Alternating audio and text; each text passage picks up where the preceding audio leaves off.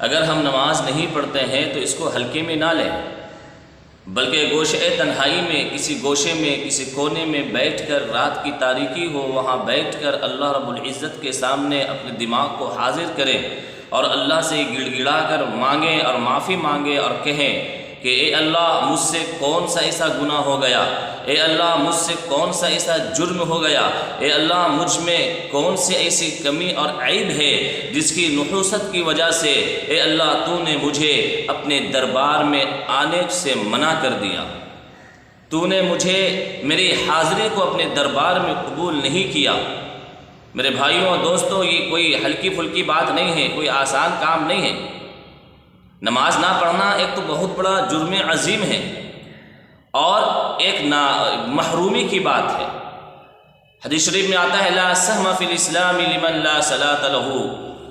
کہ جو آدمی نماز نہ پڑھتا ہو اس کا اسلام میں کوئی حصہ نہیں ہے۔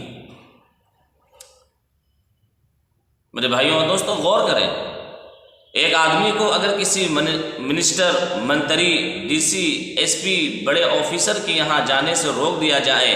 تو کتنا اس کو افسوس ہوتا ہے،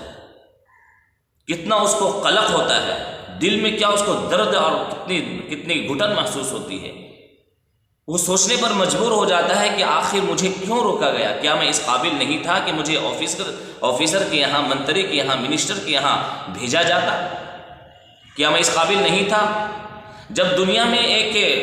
نام نہاد عہدیداروں کے یہاں جانے سے روکنے پر آپ کو اتنی تکلیف ہوتی ہے تو میرے بھائیوں اور دوستو، احکم الحاکمین، رب العالمین، تمام جہانوں کا پالنہار جو رب کریم ہے، رب غفور ہے، اس کے دربار میں اگر آپ کی حاضری نہیں ہو رہی ہے، 5 وقت نماز کے لیے اذان دی جا رہی ہے، مؤذن اذان دیتا ہے، آپ نہیں آ پا رہے ہیں، تو میرے بھائیوں اور دوستو، کہیں نہ کہیں ہمارے اندر کوئی ایسی کمی ہے جس کی بے برکتی اور نحوست کی وجہ سے ہماری حاضری کو اللہ رب العزت محروم کر دے رہا ہے۔